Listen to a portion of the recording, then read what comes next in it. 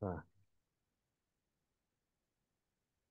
탈세계와 신자유주의가 축소되는 시기인데, 이게 경제사에서 두 가지 큰 대사건이 있어요. 현대 경제사에서. 네, 정확히는 이제 근대 합쳐서 현대라고 하는 게 1945년 이후부터니까 1929년에서 39년 약 100년 전에 대공황이란 게 터졌습니다. 이때 경제학의 주류가 이때부터 케인즈주의가 되었습니다. 그리고 자본주의에서도 복지가 제공되는구나를 알게 된 거예요. 이게 복지국가의 베이스입니다. 그리고 1979년에서 80년 요 사이에 시작된 영국병과 스태그플레이션은 이 케인즈와 완전 대척점에 있었거든요. 슌페터 경제학이란 걸로 넘어갑니다. 이게 간단히 말해서 기업 중심으로 넘어가는 거예요. 그 이전의 케인즈주의는 소비자 중심, 그러니까 대중 중심, 대중소비 이거 기준 중심이었는데 요때부터 기업이 공급하는 서비스 중심, 제품 중심으로 넘어가게 됩니다. 그리고 무역거래, 자유기업 정신과 시장 자유주의, 즉 전 세계의 세계화가 1980년대 이후부터 시작이 되었다고 생각을 하시면 됩니다. 이때 대표적인 게 대처리즘과 레이건노믹스입니다. 그래서 세계화와 신자유주의, 요게 지금까지 이어온 경제 성장의 베이스였거든요. 그 기반으로 지금의 시대가 열린 거고, 자유무역으로 연결된 국가들이 성장을 했고, 전쟁보다 사람들이 무역을 하는 게 훨씬 더 낫겠죠. 전쟁을 하면 오히려 안 좋으니까. 네, 그래서 경쟁을 택했습니다. 대신에 전쟁이 없는 평화가 됐죠. 동아시아의 고성장이 이때 나왔는데 중국이 개방되고 홍콩, 대만, 한국이 급속도로 성장하게 됩니다. 왜? 미국의 공장들이 중국으로 옮겨오고 그다음에 한국과 홍콩, 대만이 그 공급망의 영향력 안에서 성장을 하게 됩니다. 이게 대한민국이 선진국이 된 배경이에요. 그런데 이렇게 세계화가 되면 경제의 폭이 커지잖아요. 경제 속도가 빨라지잖아요. 근데 네, 모든 사람이 그 경제 성장 속도를 따라가지는 않죠. 음, 그리고 네, 시장 자체 규모도 커지기 때문에 그래서 빈부격차가 커집니다. 글로벌에 맞춰서 대응한 사람은 부자가 됐습니다. 이게 2000년대에 대학 학위가 중요시되고 대학이 많이 생긴 이유예요. 이 글로벌에 대응하기 위해서. 음, 글로벌에 대응하지 못한 사람은 상대적으로 가난한 자가 되었습니다. 기회가 많이 늘어났으나 생산성을 증대되었으나 인간은 그걸 스스로 찾아서 기회를 찾아서 생산성을 꾸준히 증대시킬 만큼 성실하지 못한다는 게 문제예요. 그리고 실제 학교 교육조차도 이것과는 완전히 반대로 나아가고 있죠. 케인즈주의자들은 여기서 밀렸을 때 이 자본주의 체제에서 경제학의 중심에 서고 싶었지만 이미 밀린 상태잖아요. 경제 성장의 배경은 세계화를 통해서 물동량을 통해서 컨테이너가 얼마나 많이 거래되는가로 경제 성장이 이루어지고 있는 세계에서 케인즈주의자들은 그럼에도 불구하고 경제학의 중심에 서고 싶었습니다. 음, 이 세계화와 신자유주의라는 슌페터주의 중심을 몰아내고 싶었던 거죠. 그래서 슌페터주의 경제학자들은 경제학과 경제사로 옮겨가요. 뭐 경영학과 경제사로 옮겨가요. 왜? 사실 기업과 기술과 이런 것들이 중심이잖아요. 맞죠? 네, 그래서 케인즈주의자가 주류로 남은 경제학계는 구시대 학문으로 취급을 받게 되었습니다. 오히려 그 사이에 뭐가 떴냐면 행동 경제학이 떴죠. 음, 그래서 케인즈주의자들은 그래도 포기하지 않습니다. 큰 정부가 필요한 이들은 필연적으로 정치적으로 야합하고 선동을 합니다. 케인즈주의가 흔히 우리가 어릴 때 사회생활에서 배웠던 사회 그 과목에서 배웠던 큰 정부를 추구하거든요. 네, 대표적으로 지금 인플레이션의 주범인 폴 크루그만 교수가 있어요. 전통적으로 미국 친민주당 경제학자인데 이 사람이 항상 반공화당 어조를 표현하거든요. 트럼프를 떨어뜨리려고 바이든을 당선시키고 트럼프를 떨어뜨리려고 뉴욕타임즈에 기고를 합니다. 트럼프는 왜 유대인에게 나쁜 사람인가? 트럼프에게 반유대주의를 덮어씌우고 우편 투표를 확대하는 것도 트럼프가 저것 때문에 떨어졌다는 이야기가 크거든요. 유대인 변호사도 참여합니다. 음, 노벨상 수상자가 이렇게 선동을 하니까 미국 유대인의 70%는 바이든을 지지하고 우편 투표로 역전되고 결국에는 이제 바이든이 당선이 되었습니다. 그리고 케인즈주의자들이 보통 진보 계통에 많이 있는데 사회주의자들과 심지어 협력을 해서 같은 정당에 활동하고 사람들의 질투를 자극합니다. 특히 이 빈부격차, 양극화 이런 것들에서 되게 많이 자극을 하죠. 근데 오바마 정부는 민주당 정부잖아요. 네, 중국을 근데 파트너로 사용하고 세계화 신자유주의를 잘 활용하는 정책을 했습니다. 그래서 이 당시에 이렇게 말을 했습니다. 가짜 케인즈주의자를 주의하라. 사실 보면은 큰 정부로 돌아가는 게 아니라 무역과 세계화 신자유주의로 성장하는 거잖아요. 네, 슈페터주의입니다. 그럼에도 불구하고 케인즈주의자들은 포기하지 않습니다. 다시 권력을 얻고 신자유주의, 세계화를 몰아내고 자기들이 경제정책 설계자가 되길 계속 시도합니다. 그리고 케인즈라는 한때 대공황의 시대에 유명했던 경제학자를 다시 귀환시키기 위한 노력을 합니다. 음, 그러나 케인즈가 우려하던 질투를 통한 민주주의에서 엘리트 배척. 이게 경제에서 상당히 걸림돌이거든요. 발목 잡기잖아요. 발목 네, 잡기를 넘어서 엘리트를 해당 경제에서 쫓아내는 형태잖아요. 네, 그리고 레닌이 기획했던 자본주의를 붕괴시키는 방식, 통합 파괴를 이루어냅니다. 그게 지금입니다. 지금 딱 이게 요거잖아요. 재벌 혐오, 엘리트 배척. 그리고 네, 뭐예요? 돈의 가치가 파괴가 됐죠. 인플레이션이 네, 일어났죠. 케인즈주의자의 손으로 전에 말했던 MMT라는 게 있었는데, 현대 통화 이론이라고 해서 그냥 국가 부채 상관없이 돈을 빡 풀어도 상관없다. 그것도 케인즈의 영역 중 하나입니다. 사실 이 배경으로 지금 현재 이 인플레이션이 된 게 제일 커요. 이 폴 크루그먼이라는 노벨 수상자는 장기간 불황을 연구를 했어요. 그리고 이 사람은 불황을 부르지 않는 방법으로 국가 부채 마음껏 쓰고 갚지 마세요라고 했습니다. 이거 서머스라는 경제학자랑 1년 동안 계속 싸움 붙었었거든요. 근데 네, 정치적으로 폴 크루거먼이 이겼어요. 그리고 이 어, 사태가 나고 난 다음에 서머스 말이 다 맞았네 이렇게 된 겁니다.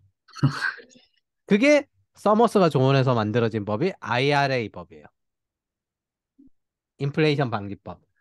그래서 지금 이전 시대 같은 장기 인플레이션 그리고 스태그플레이션이 될지 모르는 걸 불렀습니다. 이전에 1929년, 39년, 1979년에서 이거 잘못했는데 1989년이거든요. 네, 대공황 스태그플레이션 왜 이렇게 유명하냐? 10년 갔기 때문입니다. 10년. 예. 저 불황의 고실업 상태가 10년을 버텼어요. 그리고 지금 이거 비스무리하게 될 수도 있습니다. 음, 물론 이게 될지 안 될지는 몰라요. 왜냐하면은 정치인이 헛발질하는 10년들이 있어요. 네, 예. 근데 그 정치인이 헛발질해도 지지해주는 대중이 있으니까 헛발질이 계속 시도가 되는 거죠. 그래서 어떻게 음, 될지 모르겠습니다. 이건 예측의 영역이 아니라 실행의 영역입니다. 지금은 잘 생각해보면 거의 뭐 한 70개국 정도가 외환위기잖아요. 네, 이 사람의 사상적 주범 하나가 잘못된 경제 실험 하나와 케인즈주의자들의 권력욕 때문에 세계에 일으킨 피해가 상상을 초월하는 수준입니다. 네, 결국에 사과를 했거든요. 하는 네, 말이 이거였어요. 일본처럼 저축할 줄 알았다. 돈 안 쓰고.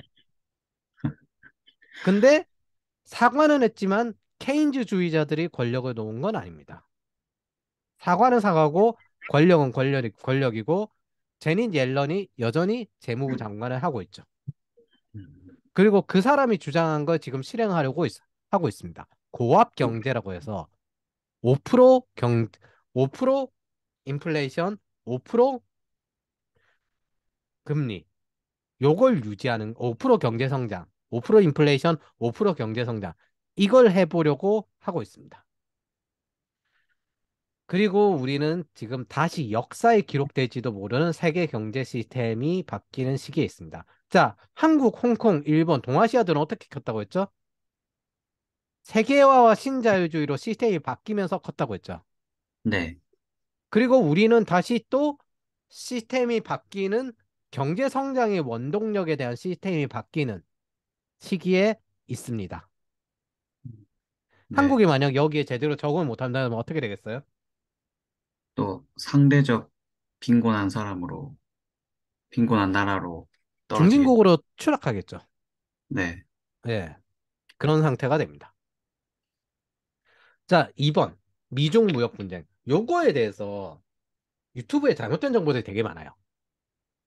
무역을 통한 거래는 서로 윈윈하는 게 굉장히 중요합니다.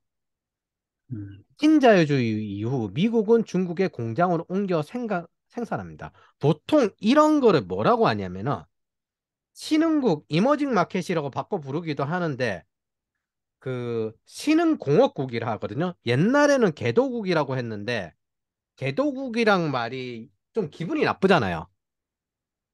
네. 그래서 요즘은 이머징 마켓이라고 하는데 솔직히 그 외에는 최빈국이죠. 최빈국, 개도국, 개도국이 걸 이머징 마켓, 신흥국 이렇게 있는데 신흥공업국이란 게 쉽게 말해서 그 낮은 수준의 인건비로 공장을 받아서 거기서 물품을 생산하는 거예요. 네. 그리고 그렇게 해서 그 시장이 중국처럼 크면은 내수 주도로 체인지를 해가지고 이제 시장으로서 얘네들은 이제 구매를 하는 물품을 팔 수 있는 구매력이 있는 그런 국가가 됩니다. 그리고 그만큼 얘네들도 공장을 외국으로 옮기겠죠. 네. 옮기면은 새로운 신흥국은 또 어떻게 돼요? 성장하겠죠. 네.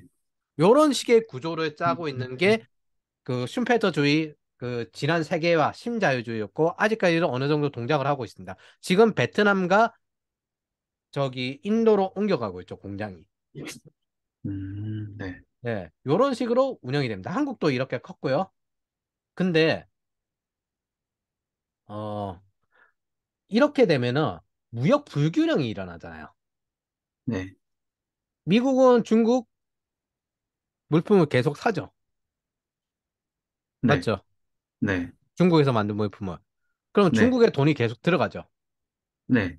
그럼 이 불균형은 두 가지 문제가 생깁니다. 우리는 무역 흑자가 많이 나면 좋다고 생각을 하지만 그거는 중상주의 시대, 그러니까 경제학이라는 이름이 제대로 없을 때 뭐 이름이 경제 정치학이었거든요. 옛날에 100년 전에는. 네. 예. 그 이전 시대 그냥 식민지 가서 약탈해서 많이 가져오면 뭔가 좋은갑다 금 많이 가져오면 그러면 어떻게 되냐면 인플레이션이 납니다. 음, 예. 그렇기 때문에 저 돈을 적절하게 세금을 걷어서 세금을 저 때는 높여야 돼요. 높여서 뭘 하냐면은 또 반대쪽 국가, 무역하는 국가에 투자를 합니다. 흑자가 났으면은. 그럼 저쪽 음, 국가는 계속 또 소비를 해줄 수 있죠. 네. 그런 식으로 서로 왔다 갔다 하는 겁니다. 그래서 중국은 미국이나 여러 국가에서 번 돈으로 미국의 의료, 기술, 금융, 문화 등도 구매를 하고 이건 상대 교육이고 그 다음에 미국 국채를 구매합니다. 서로 간의 성장이 되는 한 이 구조가 계속 윈윈이 되는 한 지속할 수 있어요. 근데 이게 지속되려면 통화량만큼 충분히 물자의 배분으로 거래량이 받쳐줘야 합니다. 근데 그래서 각 국가의 파트너십이 굉장히 중요합니다. 이게 근 10년간은 다음 사태가 일어났어요. 그 이전에 어느 정도 동작을 했는데 네. 세계 3대 경제권에 불리는 게 미국, 유럽, 중국입니다. 미국은 GDP의 70%가 소비고 순수출이 항상 마이너스인 국가예요. 이게 음, 이게 딱 그 근거예요. 무슨 근거다? 항상 무역 흑자가 좋다고 생각하지만 전혀 그렇지 않다. 네. 중요한 건 뭐다? 충분히 통화량을 감당할 수 있는 생산성 있는 재화가 풀려서 거래량이 나와야 된다. 물자가 풀려서 거래량이 나와야 된다. 이해가 돼요? 네. 안 그러면 인플레이션이 나요. 지금 인플레이션은 풀린 재화보다 돈이 더 많이 풀려서 생기는 현상입니다. 자, 음, 근데 무역이 이렇게 일어나요. 유럽은 미국에 수출합니다. 중국은 미국에 수출합니다. 유럽은 미국에 수출한 돈만큼 중국에서 저렴한 물품을 사서 저물가를 유지합니다. 네. 예. 그러면은 유럽과 중국이 미국에 투자만 하면 사실 성장 한계점을 맞이하게 돼요. 왜? 얘네들 이미 컸잖아요. 네. 시장을 개방해줘야 돼요.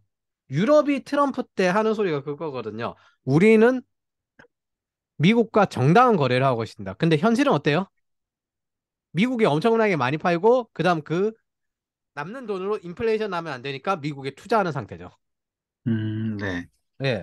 그래도 그거 뭐 그럭저럭 괜찮아요. 근데 시장을 개방해줘야죠. 미국도 그만큼 저기에 그 투자 받은 만큼 뭔가 생산성이 나면 저 상대 국가에 팔 수가 있어야죠. 근데 중국은 개방을 해요, 안 해요? 안 합니다. 네. 유럽조차도 사실은 미국 테크 기업에 대응을 할 수가 없으니까 어떻게 돼요?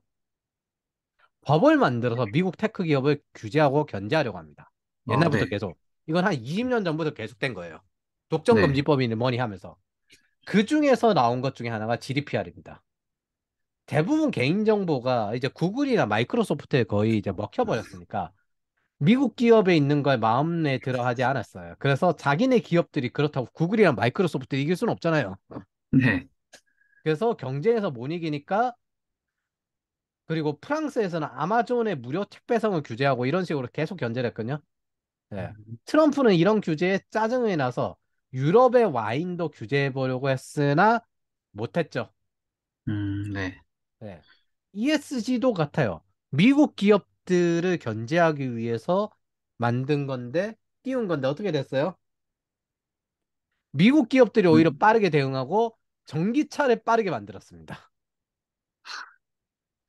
네. 근데 독일이나 이탈리아는 내연기관 자동차 공장이 많거든요. 산업도 네. 많고 대응을 네. 못해요. 그렇죠. 네. 그래서 천연 자동차로 가자. 천연 그 연료 자동차로 가자. 수소차. 수소차. 예. 전기차로 언젠가 가긴 가야 되는데 천연 자동차로 가자. 음, 이러고 앉아 있습니다. 네. 전기차로 언젠가 갈 거면 바로 가는 게 낫죠? 그렇죠. 네. 예. 근데 천연 자동차를 가자. 이건 무슨 뜻이에요? 아직 전기차로 확실히 못 가겠다. 우리 돈 못 번다. 큰일 난다. 야. 네. 예. 그래서 ESG고 뭐고 지금 현재는 또 이제 또 러시아 전쟁 터지니까 뭐예요? 가스 대신 가스. 장작이는 지금 장작 가격 올라갔었거든요. 장작되고 있습니다. 네. 그러다가 이제 날씨 따뜻해서 이번 겨울이 좀 따뜻해가지고 괜찮다 이런 상태가 된 거고. 네. 유럽과 미국은 동맹 같지만 경제적으로는 엄청나게 경쟁하고 있습니다. 메르켈의 휴대폰을 미국이 도청하고 백악관에 독일이 도청했어요. 그 러시아의 천연가스 비용을 계속 지불한 게 메르켈인데 이게 의존성이 돼서 인플레이션을 작동합니다. 이 독일의 메르켈은 지금 전쟁 상황에 책임이 있는데 마녀거든요, 솔직히 이 여자. 네. 언제나 그렇듯 독일이 지금 현재 거의 뭐 유럽의 지배자에 가까운 자기네들이 별로 감당하고 싶지 않은데 원하지 않는 제3제국이 돼버렸다. 독일 3제국이 돼버렸다. 아, 잠깐만. 이번 3제국이 왜 원하지 않는지 아세요? 그리스 부채, 스페인 부채 막 이러면 독일이 갚아줘야 돼요. 지네들이 은행 비중이 제일 커가지고. 네. 예. 아이씨, 우리는 전쟁하고 싶진 않고 뭐 하고 싶진 않고. 근데 잠깐만. 잠깐만. 이런 제국을 원한 게 아니었는데. 이런 상태가 됐어. 그러니까 보안 쪽에 있으면 테크 기업들과 NSA가 협력한 여러 가지 경제 첩보가 미국 기업을 위한 이제 건설, 무기 판매 같은 입찰에 사용된다는 걸 잘 알고 있습니다. 이런 거 자주 알고 첩보를 경제적인 가치로 써요. 네. 물 밑에서 따지자면은 사실 동맹 없어요. 국제 경제에는. 네. 국제 정세는 야박한 거예요. 경제로 따지면 모두가 경쟁자입니다. 그 사실 저, 알고 보면 경제적으로 보면 전쟁일 수도 있습니다. 네. 경제적인 게 더 커서 지금 윈윈 하는 방향으로 가는 거지. 경제적인 게 없으면 어떻게 돼요? 서로 싸우고, 약탈해야죠. 경쟁. 네. 네, 약탈해야죠. 음, 빼앗아야죠. 그걸 막은 게 지난 40년간 슈페터였습니다. 어쨌든 그래도 유럽은 미국의 구매력을 훼손할 수준은 아닙니다. 네. 트럼프가 아예 나토를 빼자고 할 정도고, 뭐 유럽은 그래도 미국은 나름대로 건실한 관계를 가지고 있다. 대민 홍보도 하지만 현실은 뭐예요? 미국의 손에, 네, 맞죠. 테크 기업이 거기서 자유롭게 활동할 수 있게 안 해주잖아요. 그렇죠. 사실 네. 우리나라도 아마존에다가 아마존이 더 안전하긴 하지만은 아마존에다가 저기 한국에 있는 의료 정보랑 저기 공공기관 정보 다 올려서 공공시장 개방한다 이러면은 무슨 느낌 듭니까? 아, 잠깐 이건 좀 아닌 것 같은데 이 느낌 안 들어요? 어제 너무 가는 거 아닌가? 네, 너무 다 하는 거 아닌가? 예, 좀, 시장 개방은 완전히 안 하잖아요. 네. 어느 나라도 어느 정도 선이 있는데 유럽은 어떻게든 규제를 만들어 가지고 명분을 가지고 하려고 하는 거죠. 맞죠? 네. 그런데 중국은 아예 문제가 달라요. 중국은 기본적인 시장도 개방하지 않아요. 네. 공산주의 정권의 종산주의 정권 유지에 문제가 되기 때문입니다. 중국은 음, 왜 이꼬라지야 이렇게 되면. 그렇게 중국은 미국인의 구매력을 파괴하고 있었습니다. 네. 그래서 지금 현재 2021년 4월 중국의 PPP는 전 세계 1위를 달성합니다. 구매력 평가. 이건 2015년 CIA는 중국 경제 규모는 세계 1위라고 공식 인정하는 것과 다른 형태예요. 그리고 네. 얘네들이 이 구매력을 어디다 썼어요? 자기 내수 전략 시장. 외교를 하는 데 썼죠. 음, 네. 네, 돈 뿌려가지고 물어뜯는 데 썼죠. 음, 네. 현대 이제 너무 규모가 크다 보니까 GDP를 정확히 사실 측정하기 힘들거든요. 네. GDP 규모야 당연히 미국이 크고 네. 금융이나 이런 게 있잖아요. 음, 예. 근데 구매력은 뭐예요? 소비력이죠. 네. 예. 그래서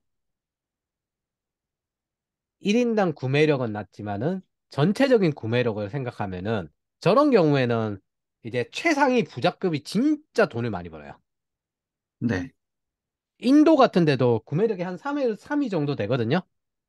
네. 인도 크리켓 선수가 저기 프리미어 리그 사람들보다 훨씬 돈 많이 벌어요. 네. 예. 음, 그런 거예요. 최상위권 부자가 진짜 돈을 많이 벌어요. 그래서 이건 다르게 생각하면 미국보다 일하거나 장사하거나 해당 기업에 팔 기회는 훨씬 더 많다는 뜻입니다. 가서 일하면은. 근데 네. 문제는 중국이 그렇게 신뢰 있는 나라는 아니잖아요.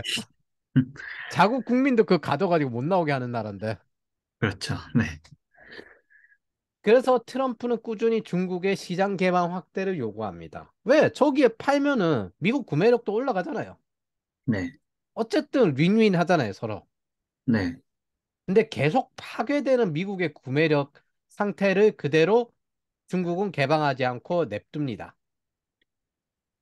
음, 중국은 거부합니다. 이제 바이든이 됐어요.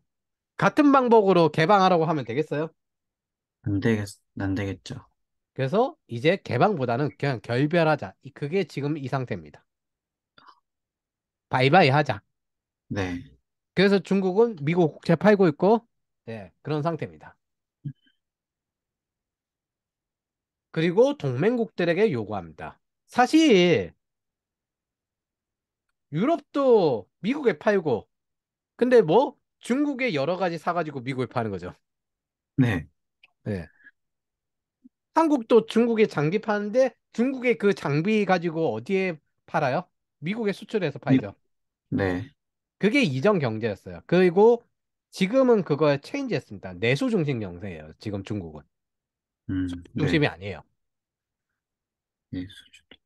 왜냐하면 트럼프 때 이제 맞아보니까 이제 수출 안 되겠네. 그러니까 뭘 넣어야 돼요? 내수로 돌려야 되죠. 네. 예. 그래서 그 내수로 돌릴 때 가장 영향력 GDP 비중이 컸던 게 디지털입니다. 이제 미국은 어떻게 해야 돼요? 공급망을 재편합니다. 이제 싼 공장 없어졌죠. 인건비 싼 공장. 네. 그럼 이제 다시 재편해야죠. 그래야 미국이 싼 물자를 계속 받을 수 있고 다음 시장도 키울 수 있잖아요. 네. 그 이 공급망의 변화에 한국이 걸렸습니다. 치포라면서 자꾸 참여하라고 하죠. 네. 1980년 이후 신자유주의로 중국과 홍콩, 대만, 한국이 성장했는데 이 공급망을 통해서 만들어진 미국이라는 구매자예요. 네. 미국은 GDP의 70%가 소비예요. 네. 미국은 미국인의 소비력으로 달라지고 미국의 소비가 줄면 한국이 어떻게 돼요? 주가가 팍 떨어집니다. 음, 뭐 우리는 여기서 출렁대는 저기 끝에 있는 장비나 소부장, 소재, 부품, 장비 이거 만드는 쪽의 사람들이기 때문에 네. 이 중간에 기업들이 매출이 떨어졌다는 거는 미국 이쪽에 주문을 더 안 한다는 뜻이잖아요. 네. 예, 이렇게 됩니다. 그래서 미국의 소비력이 떨어지면 어떻게 돼요? 저희 주가. 작살납니다. 예, 한국이 잘 되려면 미국이 잘 돼야 돼요. 네. 그렇네요. 네. 예. 물론 이제 중국이 다음에 이제 내수주도로 전환한 지 한 2022년이거든요. 네. 근데 현실은 지금 적자 나는 거 전부 무역 적자 나는 거 전부 중국 대상으로 적자 나고 있어요. 어, 사드 이후에 중국에서 뭔가 좋은 걸 받은 게 없어요. 일종의 네. 계력 같은 상태예요. 계륵. 네. 끝잔이 애매하고 네. 끝잔이 이제 그래도 자국의 중국에 관련돼 있는 여러 가지 사업하고 있는 회사들 있잖아요. 네. 끝잔이 애매하고 계속 유지하자니 손실만 커지고 이런 상태입니다. 네, 이 공급망을 통해서 만들어진 미국이라는 구매자가 이제 공급망을 재편하고 있는데 여기서 미국에 대해서 좀 알아야 되는 게 경제권으로 보면 있잖아요. 네. 영국, 캐나다, 호주, 뉴질랜드, 일본은 그냥 미국의 한 나라입니다.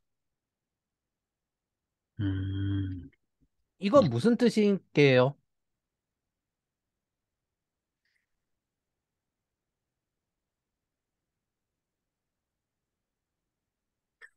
이건 무슨 뜻이게요? 미국이 매년 국방 전략 발표하거든요. 매년인가? 정기적으로. 네. 동맹국에 대한 보호 전략이 들어가요. 이건 뭐다? 이 나라들은 미국의 핵심 이익에 관련돼 있는 국가예요.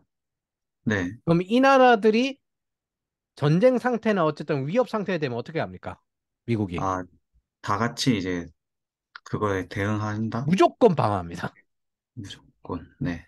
대만에 왜 군함을, 그, 대만에 왜 군함을 출동시키냐? 미국의 핵심 이익에 관련돼 있으니까. 음, 그리고 대만은 미국 경제권 안에 들어가려고 하고 있잖아요. 중국이랑 네. 손절하고. 네. 네, 맞죠? 그럼 네. 한국의 포지션은 뭘로 볼까요? 한국. 요거 탈퇴한 게 되게 컸습니다. 지소미아 탓대. 단일 하면서 죽창가 부르면서 저 지소미아 탈퇴했잖아요. 네. 네. 중국과 러시아를 견제하는데 한국과 일본이 이제 정보를 공유하는 그 작전이 저 지소미아거든요. 네. 근데 워싱턴 정계에는 이게 있어요. 한국을 아는 지한파 계통 사람들도 이 지소미아 탈퇴를 실수였다고 하는데 네. 워싱턴 정계에는 항상 이게 있어요. 6.25 원래 한국 지원 안 하려고 한 거 알아요? 네. 그 6.25 전에 이미 아까 말씀하셨던 그 동맹국 선을 이제 딱 일본까지만 한 네, 게 또 아니 그냥 저거는 동맹국 선이 아니라 한나라 경제예요. 한나라 경제. 네. 거의 경제가 완전 일본이랑 연동돼 있다고 생각하시면 돼요. 음, 예. 그냥 그, 한 주처럼, 다른 주처럼 그런 식으로 거의 연결돼 있는 경제라고 생각하시면 됩니다. 경제 구조가. 진짜 한 나라네요. 네. 예, 경제권은 그냥 한 나라예요. 네. 근데 워싱턴 정계에는 항상 이거 있으면 돼요. 아, 저 견제하는데 일본만 있으면 된다. 한국 네. 필요 없다. 음, 예. 이 이야기가 항상 있어요. 이걸 하려던 사람이 누구예요? 트럼프죠. 네. 그리고 이거 바라는 나라가 있어요. 일본입니다. 우리만 있으면 돼. 우리만 있으면 돼. 그러면 이제 무슨 미국이랑 승인받을 때 누구랑 이야기해야 돼요? 일본이랑, 동아시아에서 저기 동남아시아 저런 데에서 이제 미국이랑 뭐 하고 싶을 때 누구랑 이야기해야 돼요? 대리인? 이제 일본이랑 얘기하겠죠. 예, 이거 말하는 게 이겁니다. 아, 우리만 있으면 돼. 예. 미국의 동아시아에서 미국의 유일한 동맹국이 되길 바라고 있습니다. 일본은. 유일한 동맹국. 네. 네. 그거 하려고 그 한미 연합사령부 빼고 하려는 게 트럼프였습니다. 네. 그리고 그 민주노총은 아예 그걸 바랬고요. 음, 걔네들은 원래 그거 그거 있잖아요. 우리는 미군을 몰아낸다. 강령입니다. 음, 강령이고 이번에 보니까 실제 실행하는 것 같은데 북한 지령까지 다 사무실에 있고. 그래서 한국의 지난 10년간 전략은 미국의 국방을 맡기고 중국의 정치를 의존하는 전략이었어요. 네. 근데 이게 사드 이후 중국의 경제적으로 좋았던 게 없어요. 네. 그래서 중국에 파는 장비도 사실은 미국이나 유럽이 쓰는 물품을 만드는 용도잖아요. 네. 그래서 이제 수출 주도에서 내수 주도로 전환하는 중국이 어떻게 될지 이거는 이제 앞으로 모르죠. 어떻게 하는지. 이제 정상 가동한다 이런 상태거든요. 아, 하반기부터. 네. 이거 어떻게 될지 모르죠. 결국에는 중진국의 함정은 빠지지 않았습니다. 중국은 계속 성장할 겁니다. 네.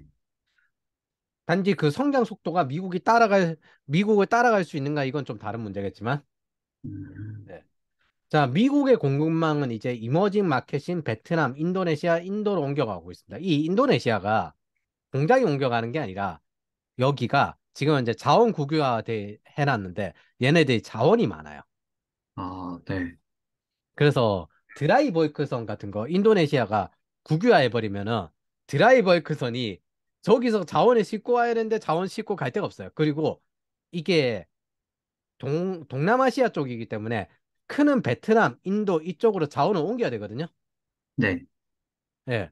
그래서 요새 투자자가 두 곳에 많이 들어가 있는데 싱가포르는 원래 전통적이었는데 그 태국 쪽으로 많이 들어갑니다.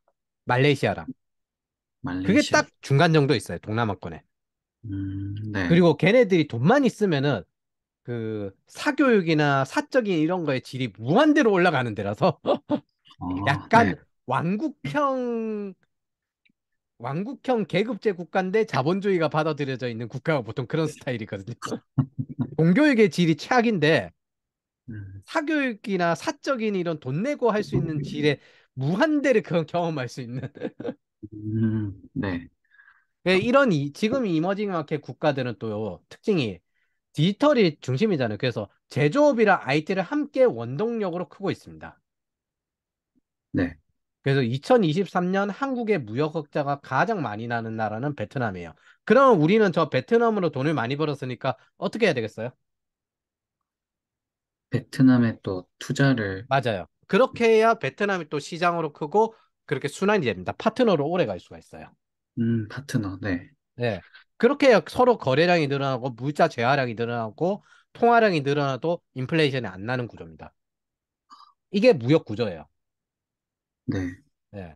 음, 그리고 지금 이제 이 나라들이 중진국에 도달해 있는데 이제 중국이 이걸로 중진국의 한정을 벗어났잖아요. 네. 제조업이 빠지면은 이제 죽는가 했는데 중국이 안 죽었죠. 네. 그래서 지금은 전부 대부분 국가들 제조업이랑 IT를 동시에 다 합니다. 동시에. 아, 네. 예. 그래서 음. 코딩하고 영어 가능하고 이제 비즈니스 할 줄 알면은 외국에 가서 어디든 잘 골라서 할 수 있습니다. 예, 그렇네요. 이들 중에 지금 우크라이나가 원래 실리콘밸리 아웃소싱 대상이었거든요. 네. 그러다 보니까 걔네들 영어 되지, 코딩 되지, 그 다음에 그거 종교도 기독교인 걸로 알아요.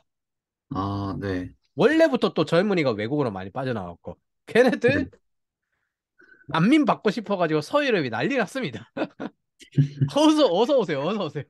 아, 아, 저 이슬람 난민들은 그 우리 쪽에 적응도 제대로 못했는데, 와, 여기는 정말 좋다 하면서.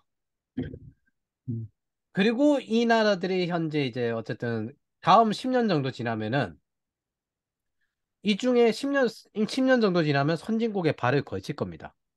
저는 개인적으로 베트남이 될 거라고 생각을 해요. 네. 인도는 이제 워낙 인구가 14억이고 너무 규모가 커서서 그거는 10년 만에 이제 그 선진국이 됐으면 하려면 너무나도 너무 많이 커야 되고 네. 네. 아, 베트남은 한 10년 정도에서 15년 정도 지나면 선진국에 도달할 수 있을 거라고 생각을 합니다. 네. 네, 그래서 우리가 어떻게든 베트남으로 진출하려는 이유입니다. 아, 인도네시아는 제가 잘 몰라서 연구를 안 해봤어요. 네. 그래서 옛날 같이 못 사던 못 살던 나라가 아니라 지금 잘 살아요. 네. 나라들이. 쉽게 말하면 기회가 많은 상태인 거죠.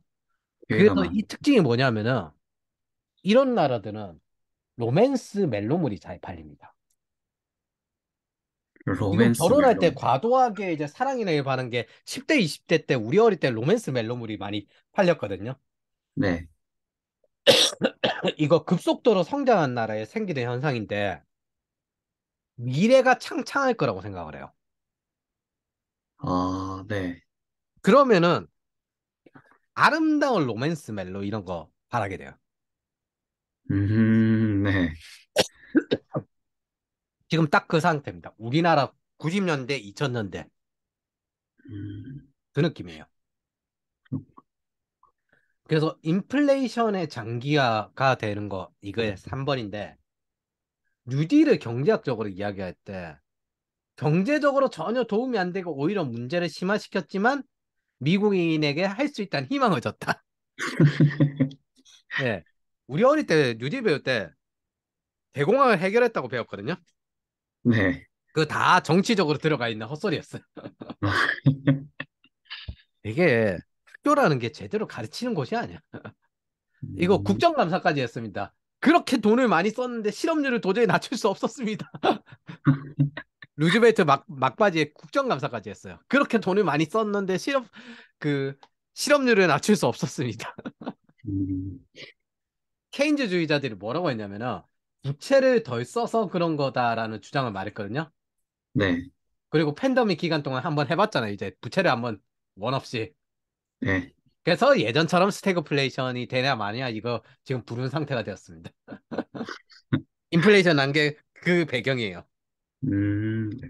사실 금리를 올리고 수요 파괴 경기 침체로 내려가면 이거 그냥 빠르게 해결되거든요. 네. 쉽게 말하면 망할 놈 망하게 두면 빠르게 해결됩니다. 음, 근데 이제부터 정치죠. 정치인이 그거 인기 떨어질 건데 허용하겠습니까? 안 하죠. 정치적인 자살이죠, 이거 솔직히. 네. 그래서 이번에 시장 규칙과 완전히 다른 행동을 합니다. SVB를 SVB라는 실리콘뱅크 은행을 네. 망하지 네. 않게 하기 위해서 돈을 다시 풀어요. 금리를 아, 올리면서 인플레이션을 잡으면서 돈을 풀어요. 물론 캘리포니아는 이미 풀었었습니다. 네.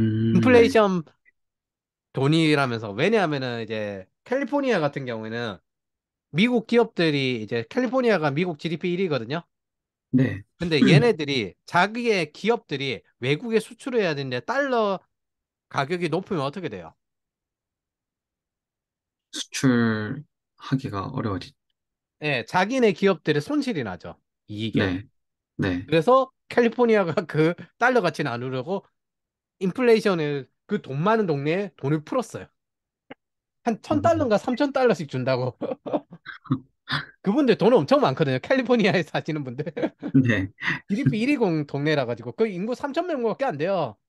아, 3천 명인데도. 예, 근데 그거 독립하면은 세계 5위 GDP 국가예요. 3천만 명밖에 안 돼요. 근데 독립한 세계 5위급 GDP 국가라고요. 그 돈 음, 많은 동네에 3천 달러씩 불 뿌렸다고 뭐가 돈이 되겠습니까? 그냥 달러 낮추려고 한 거지.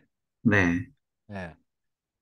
그래서 스위스 같은 경우에는 2위 은행 크레딧 스위스 한 140년 된 은행인데 이거 무너졌거든요. 네.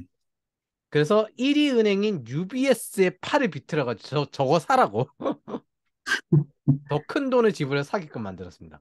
UBS 주주들은 이거 가만히 있다가 이게 뭔 난린가? 정부가 강제해서. 네, 반대로 크레딧 스위스 채권자는 휴지 조각이 되는데 반대로 크레딧 스위스 주주는 UBS의 주식을 받는 현상이 발생합니다. 그러니까 뻘쭘한 거죠. 이게 뭔 소리야? UBS 그 원래 채권자가 먼저 우선순위잖아요. 네. 근데 채권은 휴지 조각되고 주주가 돈을 받아요. 아니 주식을 받아요. 음, 한국도 은행 인센티브 토해내게 했죠. 네. 경기 침체에는 정부들이 여러 가지를 강제하게 됩니다.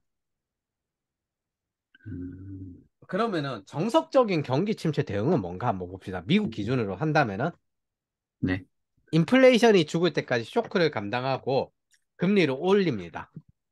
리세션이 나든 말든 음, 이 기간 동안 올라간 비용들을 감당하는 기업들은 자, 경기 침체 때마다 기업의 생산성이 증대됩니다. 해고도 하지만은 영업이익률이 증대되고 투하자본 수익률 ROIC가 증대되고 자본의 효율성이 증대되는 거예요. 네, 이렇게 안 하면 살아갈 수 없으니까. 왜? 경기 침체라는 건 반대로 하면은 그 이자율이 계속 올라가잖아요. 네, 그럼 비용이 증대되고 인플레이션이 왔기 때문에 그 비용에 버티기 위해 생산성을 개선해야 되겠죠. 네. 예. 그렇게 돌아가는 게 경기 침체입니다. 그 기간을 버티면은 기업들이 굉장히 생산성이 개선됐기 때문에 다시 호황기가 왔을 때 어떻게 돼요? 아, 급속도로 어, 주가가 오르고 통장. 매출이 오르는 거예요. 이전보다 더. 네, 세 번째, 이 리세션이 나면 이미 높아진 화폐 가치로 정부가 구제 금융을 하는 게 아까 그 말하는 게 그겁니다. 중앙은행은 금리를 낮추고 호황기가 되어서 급속도로 크는 겁니다. 자, 이제 네, 큰 만큼 크면은 이제 이머징 마켓도 살아납니다. 왜냐하면 이 기업들이 이머징 마켓에 공장이나 여러 가지 아웃소싱, IT 아웃소싱을 줬기 때문이에요. 네. 그 다음에 어떻게 돼요? 자국의 스타트업, 하이드급의 기업이 살아나고 그 다음에 타국의 스타트업도 살아납니다. 요 순서예요. 요 순서로 미국이 돈이 뿌려지는 거고 스타트업이 살아나려면 미국의 VC가 자국의 VC까지 다 살리고 난 다음에 뭐예요? 타국으로 투자를 하는 게 되는 겁니다. 네. 이걸 바꿔서 금리를 올리는 와중에 돈을 풀면 인플레이션이 장기화됩니다. 근데 제가 보기엔 장기화될 것 같아요. 돈을 한두 번 풀었어야지, 이 자식들아. 음, 주정부도 풀고, 이제 메인 정부까지 풀고, 거기에다가 이미 1년 넘게 방치한 인플레이션인데 이게 임금 상승 인플레이션이거든요. 네, 인플레이션은 세 종류가 있어요. 네, 수요 과잉 인플레이션, 팬데믹처럼 돈을 너무 많이 풀었을 경우. 네. 두 번째, 공급 부족 인플레이션. 러시아 우크라이나 전쟁처럼 이제 그 천연가스와 그 다음에 식량이 부족할 경우. 아, 네. 세 번째, 이게 방치되었을 경우 임금 상승 인플레이션. 노조가 열심히 투쟁하고 임금 올려놔라 이렇게 하고 그 다음에 인건비가 올라갔잖아요. 네. 그러다 보니까 이제 아이를 보던 이제 부모나 이런 사람들을 부모가 쓸 수 있겠어요, 없겠어요? 이제 못 쓰죠. 네, 그러니까 뭐예요? 자기가 직접 아이를 보고 외식을 하는데 외식에도 인건비가 엄청나게 들어가고 식량의 인건비가 95%거든요. 식료품에. 네. 미국 같은 데서나 독일 같은 데는 마트는 싸요. 외식은 엄청 비싸요. 아, 네, 한국은 전부 다 수입하잖아요. 네. 인건비를 적게 유지하려고 좀 노력을 많이 하는데 우리도 그런 구조가 되면 이제 외식은 어쩌다 한 번씩 하는 그런 구조가 될 겁니다. 네. 그래서 여기에 ES 지금 한국 그래서 사과 같은 거 농사 잘 안 지어요. 음, 공수가 많이 드는 거 잘 안 해요. 네, 예. 거기에 ESG라는 환경론까지 쓰여가지고 생산성 효율이 급격히 떨어져 있습니다. 이렇게 네. 되면 어떻게 될 것 같아요? 제가 보기엔 인플레이션 장기화 될 것 같습니다. 장기화되는 게, 네, 예. 근데 이거 이제 미래에 어떻게 행동하느냐 정치인에 달린 거라서 네, 100% 이렇게 된다 예상할 수는 없고 대비는 해야 된다. 대비해야 근데 된다. 문제는 여기 한 가지 더 있어요. 부채가 적은 국가만 쇼크가 나도 감당하고 금리를 계속 올리고 돈 안 풀 수 있습니다. 네, 아니, 펀더멘탈이 건실하면 몇몇 기업 망한다고 해도 시스템 파괴까지 만들 정도는 아니겠다니까, 아닐 테니까. 네, 근데 만약 해당 정부의 국가 부채가 높다, 만약 크레드 스위스가 저대로 망했었어도 사실 스위스는 버텼을 거예요. 네, 버틸 수 있었을 거예요. 네. 단지 UBS가 어차피 살려고 했는데 그거에 한 3배 정도 지불해서 사라고 팔이 비틀었던 것 뿐이지. 아, 세 배나, 네. 예. 3배 정도 가격에 사라고. 예. 왜냐하면 스위스 같은 경우에는 국가 부채율이 한 20 몇 프로거든요. 아, 예. 네, 근데 자, 예, 상황을 잘 생각해 보세요. 내가 월에 200만 원을 벌어. 네, 근데 대출 이자가 월에 100씩 나가요. 근데 네. 들어오는 수익이 월에 100만 원 주면 어떻게 돼요? 난리 이거 나죠? 반밖에 안 남았네. 반밖에 안 나는 게 아니라 이자 내면 난 뭐 먹고 살아요? 그렇죠. 네. 근데 대출 이자 없는 사람이 200만 원 보이다가 100만 원 수익이 들면 어떻게 돼요? 아쉽긴 하지만 뭐 살아갈 수 쉽긴, 있잖아요. 네. 경기 좋아지면 다시 또 이제 돈 벌겠지. 더 벌겠지. 아, 네. 그렇게 생각, 네. 네. 이게 무슨 뜻이다? 전자가 큰 정부입니다. 너무나도 이렇게 비효율적인 복지를 많이 해놓은 상태예요. 네. 대부분의 정부가. 네. 국가 부채가 높아요. 근데 그때 노벨상 수상자가 뭐라고 했다고요? 부채 신경 쓰지 말고, 예, 막 쓰세요. 나중에 안 갚아도 됩니다. 예. 그래서 큰 정부 상태예요, 전부 다. 지금 현재 모두 다 페라리 하나씩은 다 질러놨어. 아, 모두 다, 네. 예, 근데 이게 돈이 계속 나가. 이자율이랑. 음, 네. 그럼 이제 어떻게 해야 돼요? 페라리를 팔아야 네, 되죠. 없애야죠. 네. 페라리를 팔아야 됩니다. 팔고, 네. 그 다음에 그거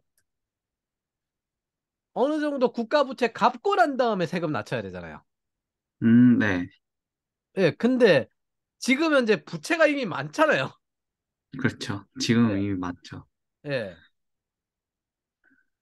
그래서 이걸 무시하고 먼저 세금을 낮춘 선택을 한 미친 어 나라가 있습니다. 그게 영국입니다.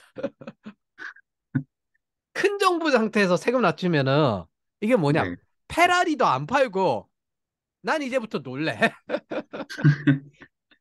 이자 소득으로만 생활할래. 이렇게 음, 해버리는 상태거든요. 네. 그럼 어떻게 되겠어요? 파산이죠. 네. 예. 그게 영국입니다. 작은 정부 페라리를 판 상태에서 네. 세금을 줄여도 되는 거지. 페라리를 음, 가진 상태에서 세금을 줄이면 어떻게 되겠습니까? 망하는 거예요. 예, 그게 영국입니다. 예, 큰 정부가 기껏해야 할 수 있는 건 이 상태에서 야, 씨, 새로 투자하는 거 세금 줄여줄게. 내가 안 받을게. 아, 새로운 투자에만. 네. 어차피 니네들이 여러 가지 세금, 소비세나 이런 거 창출할 테니까. 예. 그래서 미국의 공장지으면 세금 줄여준다 이런 거 하는 이유가 그런 거예요. 네. 근데 팬데믹 기간 동안 큰 정부가 된 미국 정부는 나가는 돈이 많아가지고 네. 그 침체로 세금이 줄어드는 상황에서 만약 한 분야에 큰 파산이 일어나면 어떻게 됩니까? 줄줄이 파산. 아니, 이거는 이제 시스템이 작살나는 거죠. 음, 그리고 지금 그 경제 이제 진영으로 봐도 케인즈예요. 큰 정부를 해야 된다는. 네. 그냥 유럽은 아예 작정하더라고요. 인플레이션은 몇 년간 장기간 될 것이다. 아, 네. 어젠가 오늘인가 이미 말을 했더라고요. 음, 그러면은 그냥 포기하고 부시 때처럼 그냥 냅두면은 사실 가장 부작용이 적습니다. 어, 근데 이게 문제가 하나 있어요. 부시 때 대통령 인기가 좋았나요? 아니요. 이게 사실 시장에 정부가 이런 식으로 개입해서 살려주고 하면 나쁜 전례도 지금이 만들었지만은 네, 왜곡된 부작용이 생기거든요. 네, 어떤 식으로든. 네. 예. 근데 부시는 그냥 신고전주의 경제학 따라서 사실 오바마의 승승장구에는 그 앞에 부시가 모든 걸 다 짊어지고 떠난 그게 있어요. 그래서 네. 오바마랑 부시가 사이가 좋았어요. 네. 부시가 오바마 당선될 때 걱정하지 마라. 내가 모든 나쁜 거 다 짊어지고 가겠다 이랬어요. 네. 그래서 이 경우 부시는 나라를 위해서 훌륭한 선택을 했고 정치적으로는 완전 자살을 했습니다. 이게 전쟁 겪으신 분이라 가지고 진짜 군인 정신의 희생 정신의 정치인을 쓰시더구만요. 네. 근데 네. 뭐 지금 현재 뭐 여러 가지 왜곡된 부작용이야 다음 정권에서 받겠죠? 네. 예. 안 그래요? 국가 부채야 뭐 다음 정권이 하는 거잖아요. 그렇죠. 예, 떠넘기. 부작용 있으면 다음 정권이 하는 거잖아요. 네, 맞죠? 예. 네, 뭐 우리 편이면 아주 잘하고 있다 응원해주면 되는 거고 적이면 뭐예요? 아이 네. 그러면 이제 또 이제 저기 야 전 정권에서 이런 거잖아 서로 싸우겠죠? 네, 일반 대중은 뭐예요? 그 구분 못하죠. 왜 이런 문제가 일어나는지. 네. 못하죠. 그래서 무지한 사람은 흐름을 못 보는 겁니다.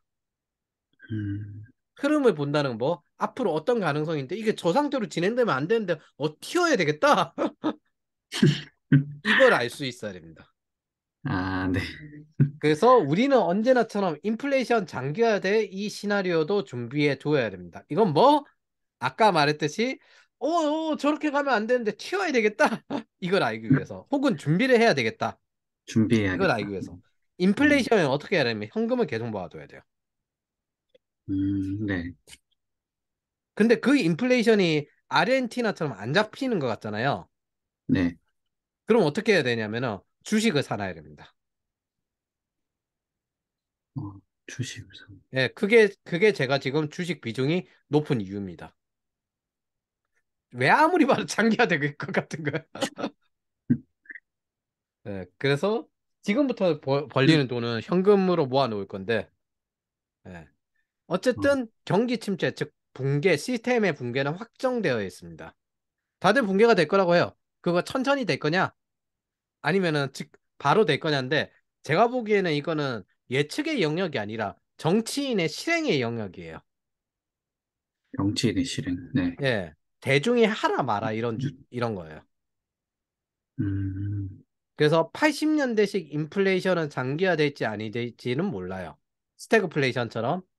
근데 네. 하워드 막스는 일단 80년대 같은 기본적인 중금리 이상은 예상을 하더라고요. 앞으로 그렇게 될 거다.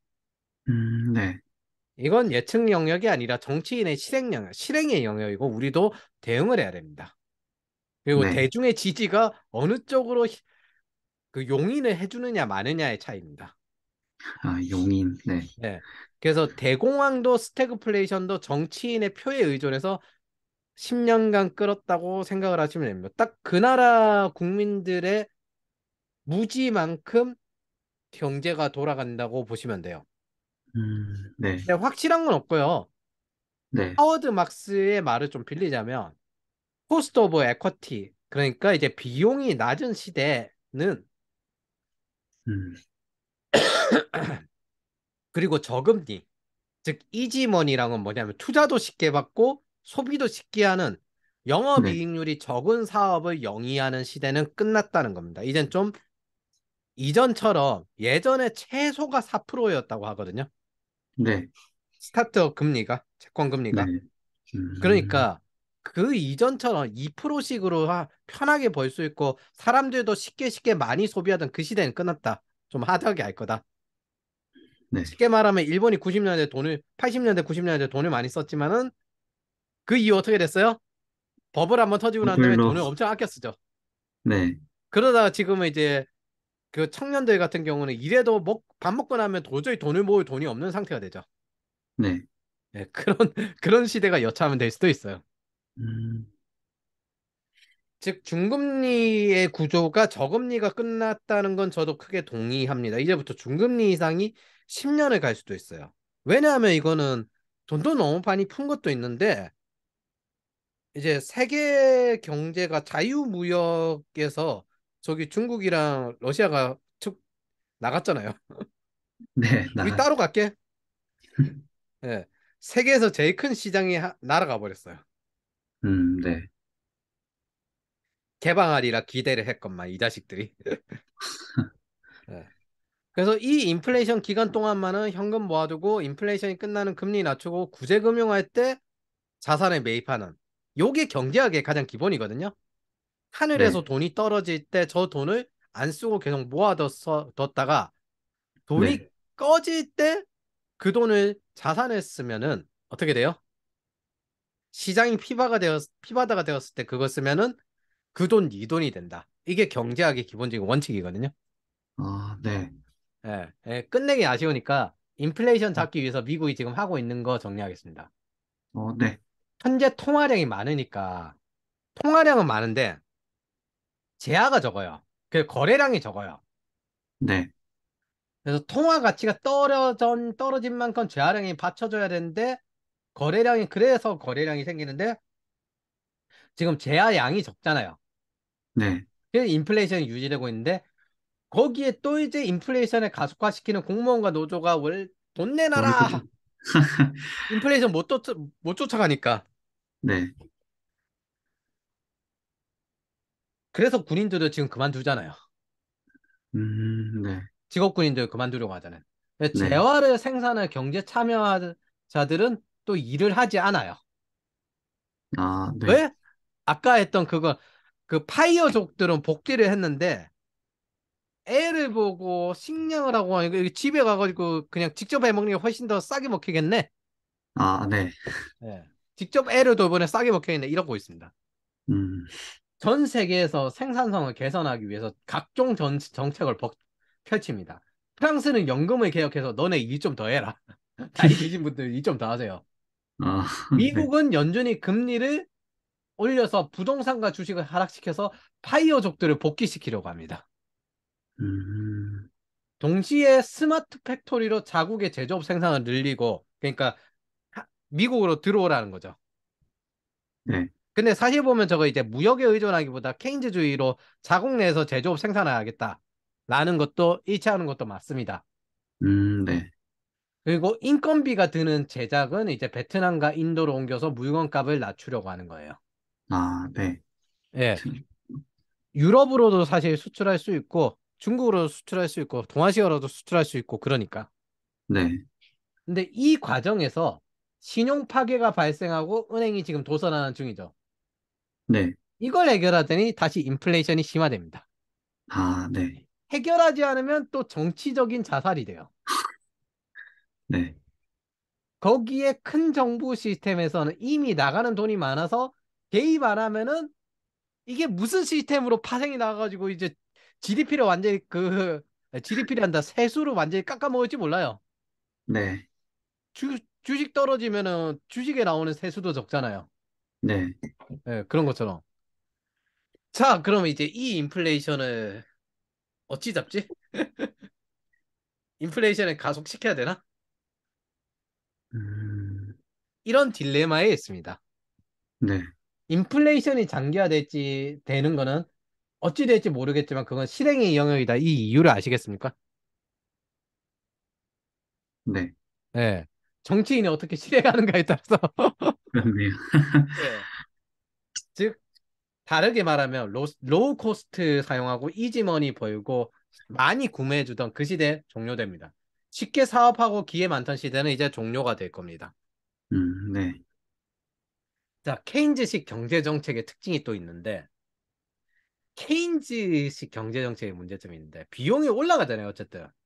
네, 그래서 이자율도 올라가고 등등등 비용이 올라가니까 가난한 사람의 자산을 부자에게 옮기는 특성을 가지고 있어요. 네. 사람은 개인은 정부에 의존하면서 살고요.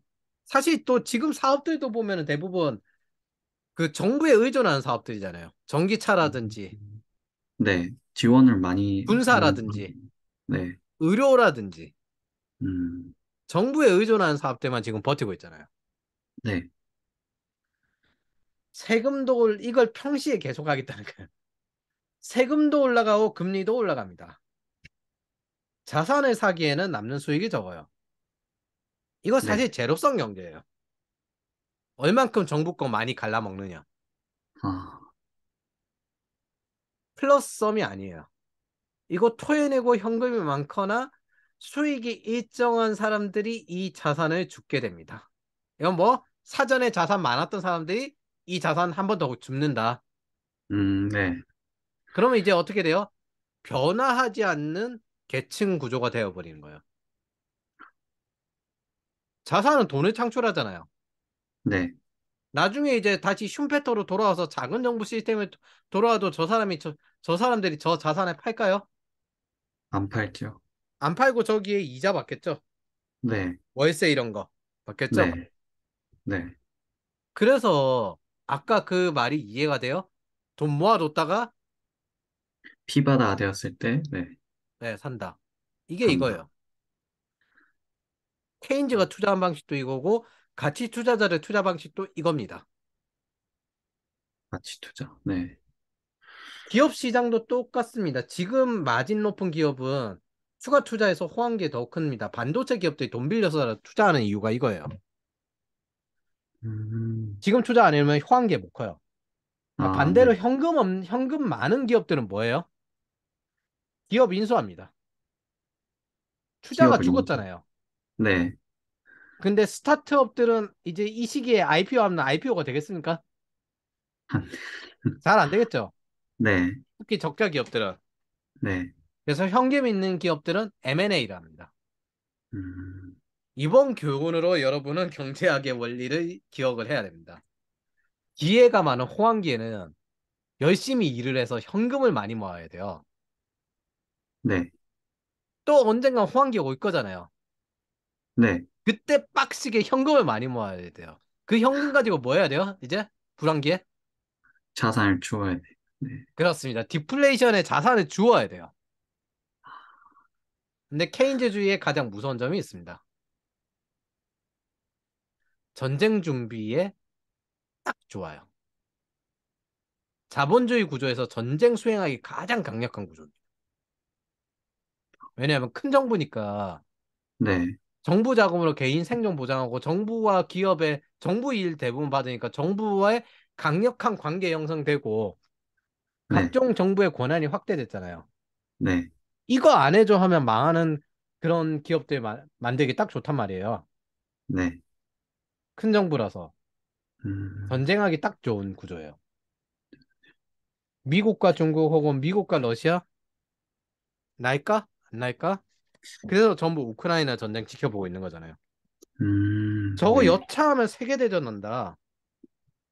뭐 그게 이걸 때문에. 네. 이래저래 나라들이 걸려 있는데 이게 애매하게 1차 세계대전이랑 거의 비슷한 이 구조라서. 음, 한국은 지금 갈림길에 있고 제로성 경제고 그래도 저는 2차 전지 이런 게 있어서 반도체 원툴인 나라에서 2차 전지로 이렇게 성장하니까 참 만족스럽습니다. 역시 우리나라는 저력이 있어. 네. 그리고 확실하게 역시 기업과 기술이 뭐 그 나라 경제를 성장시키는 거다. 아, 네. 정부가 아니라. 이것도 확실히 알 수 있죠. 네. 네. 그래서 한국은 지금 갈림길에 있고 제로섬 경제. 여기서 플러스섬은 택도 없어요. 네. 이건 뭐다? 피바다 됐을 때는 강자 독식이에요. 음, 근데 이겨도 어떻게 돼요? 거- 이제 거참하게 이기는. 이, 이거는 해봐야 본전이에요. 잘해도 본전이에요. 음, 그래서 영어를 열심히 하고 코딩하고 비즈니스 능력을 갖춰서 해외로 가야 된다. 그게 우리가 지금 현재 2019년부터 예상하고 실제 실행은 2021년부터 실행을 한 겁니다. 네. 여러분들을 사업가로 키우기 위해서 평생 사업가형 투자자로 키우기 위해서 사업가가 되지 않으면 부자가 못 돼요. 네, 여기서 재밌는 거 하나 해줄게요.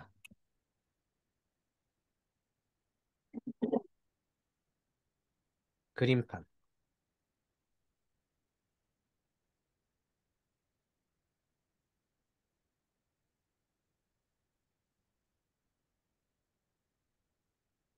주식시장에 베타라는 게 있습니다. 네. 이 베타가 뭐냐? 베타가 1이면은 자, 주식시장 코스피가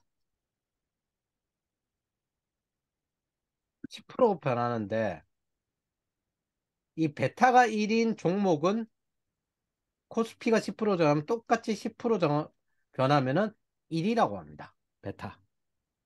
네. 예. 그러면은 전문 트레이더들이나 이런 사람들이 연평균으로 따졌을 때 이 베타 평균 수익률에 비해서 몇 프로 정도 플러스 알파 하냐? 3에서 5% 정도만 플러스 알파 하면은 성공이에요. 네. 말은 이제 10% 20% 하는데 그거는 매년 못 내고 네. 3에서 5% 정도입니다. 3에서 5%. 네. 이 플러스 알파, 이걸 알파 팩터라고 하는데 이게 알파예요. 알파. 네. 네. 생각보다 연평균 성장률이 10%라고 했을 때 한 13%, 15% 나온다는 거잖아요. 네. 네. 생각보다 어때요? 굉장히 다이나믹하게 안 되네? 맞죠? 네. 완만하게. 네. 자금이 많아서 그 금액이 커 보이는 거지. 음, 그렇게 다이나믹하지 않아요. 네. 개인은 이걸 말하죠, 변동성. 근데, 네. 최호 씨, 이게 네. 리스크가 제일 큰 건데, 최호 씨 잘 생각해 보세요. 변동성이 크다, 리스크가 크다는 거잖아요. 네. 그럼 리스크가 크게 해서 이 수익률이 높이겠다는 건데, 최호 씨 잘 생각해 보세요. 게임 같은 거 해보면은, 롤 같은 거 하면은, 네. 기복이 있으면은, 내가 한 번은 챌린저처럼 자는데, 한 번은 브론처럼 하고, 그런 기복이 심한 사람이 챌린저 갑니까? 절대 못 가지요. 예. 상품도 원칙이 기복 없이 유행 안 타고 꾸준히 가는 게 상품이 기본적인 원칙이고, 기업도 마찬가지고, 투자도 그걸 노력하는 거거든요. 기복 없이 꾸준히 성장하려고. 네. 예. 이 가다가 한번 빵 떨어지는 거 보고 떨어져서 한번 물리면 그 모든 수익률 다 뱉어내다 못해 마이너스 나잖아요. 네. 기복 없이 쭉 가는 게 그게 포트폴리오의 원리거든요. 네. 그 베타보다 플러스 알파 몇 프로 되는 건데 문제는 있잖아요. 이렇게 되면 어떻게 돼요? 베타가. 베타가 같이, 네. 올라갈 때 상관없는데 이렇게 되면 어떻게 돼요? 여기서 알파 3% 되면 어떻게 됩니까? 어떻게 됩니까? 계속 손해가 아닐까요? 그래도. 자, 이거는 믿져야 본전이죠. 그냥 타면 네. 되잖아. 네. 타면, 근데 네. 이건 어떻게 돼요? 빠져나와야 되죠. 해봐야 본전이죠. 음, 해봐야 본전이죠. 네. 필사적으로 이런 위험성까지 성공을 시켰어도 어떻게 돼요? 야, 요만큼. 요만큼. 해봐야 본전이죠. 음, 네. 이게 저성장입니다. 국가로 치면 이게 저성장이에요. 성장. 이 저성장 구조에서 해봐야 본전이잖아요. 네. 예. 맞죠? 네. 그럼 어떻게 음, 해야 돼요?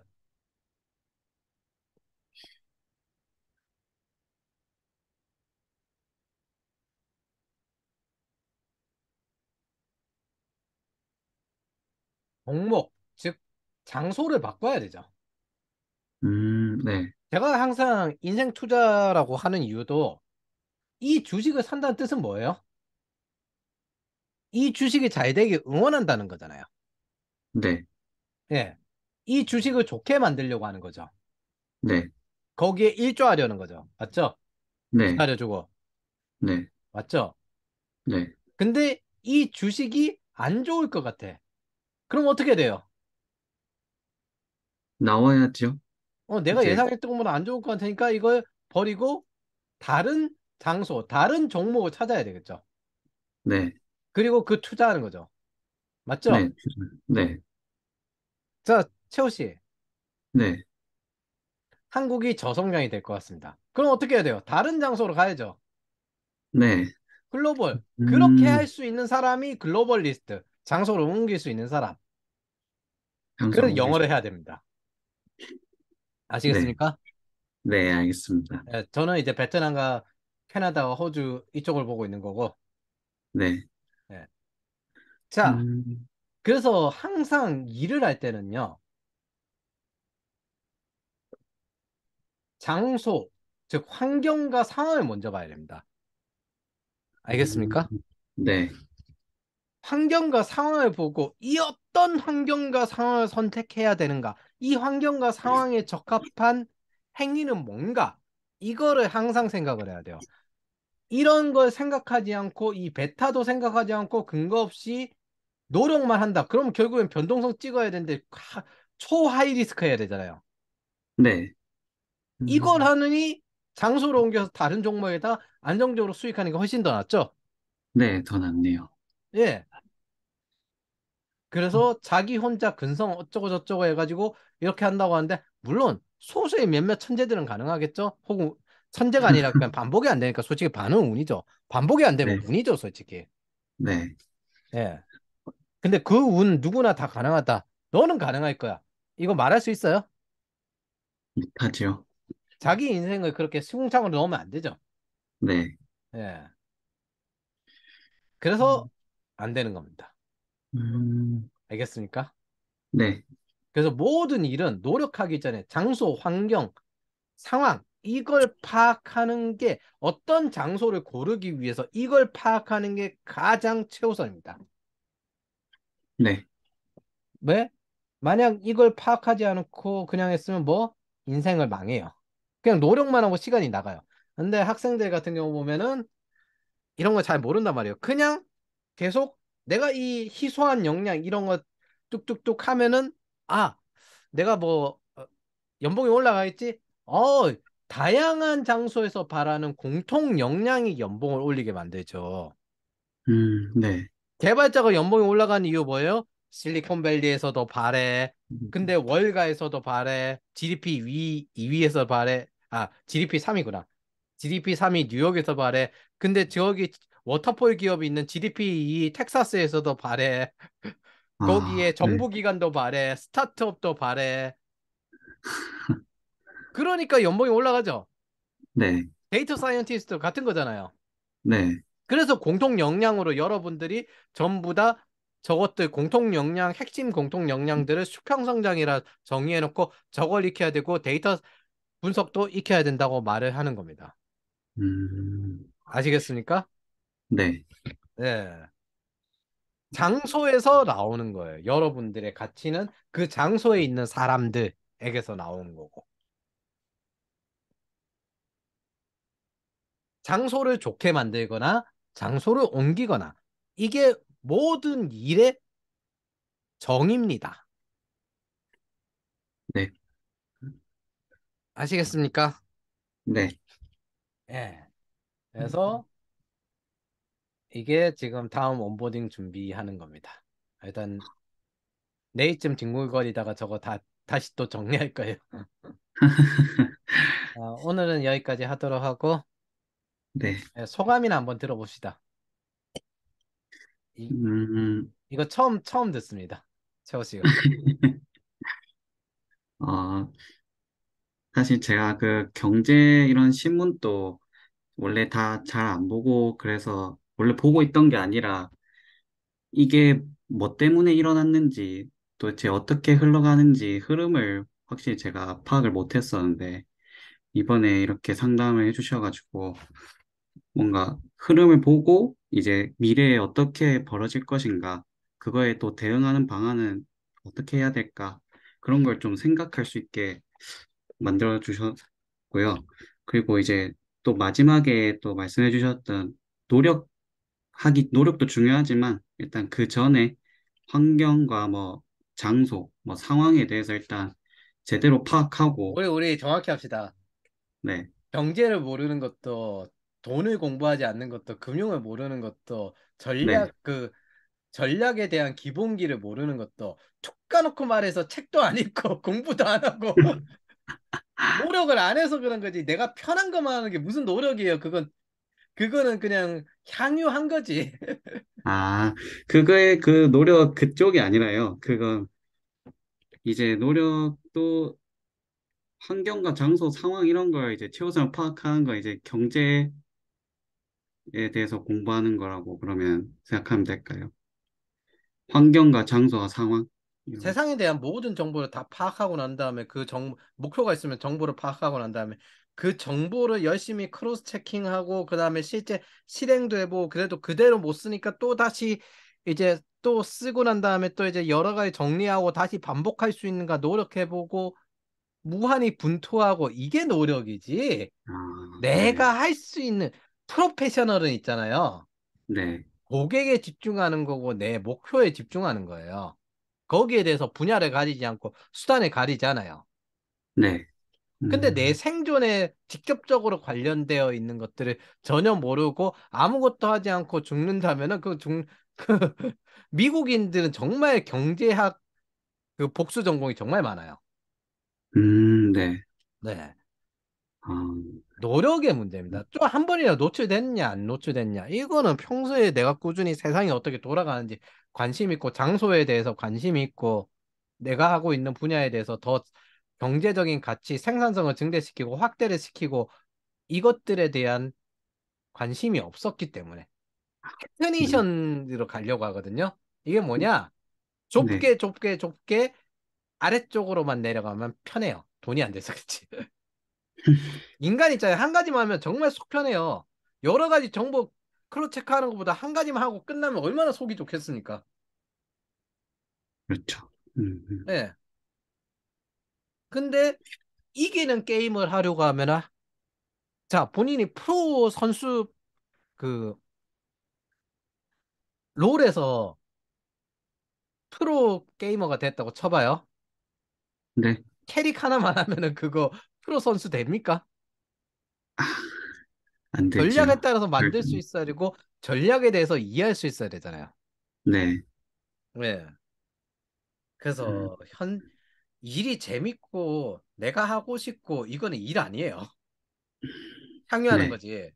일은 음, 지겹고 반복적이고 버티고 그럼에도 불구하고 해냈기 때문에 성취감이 이게 일입니다. 그리고 그 과정에서 무조건 돈이 나와야 돼요. 돈 어, 상관없어요 식으로 하면 그거는 뭐 아까 경제 구조에서도 봤지만은 생산성에 기여를 한 게 아닌 겁니다. 네,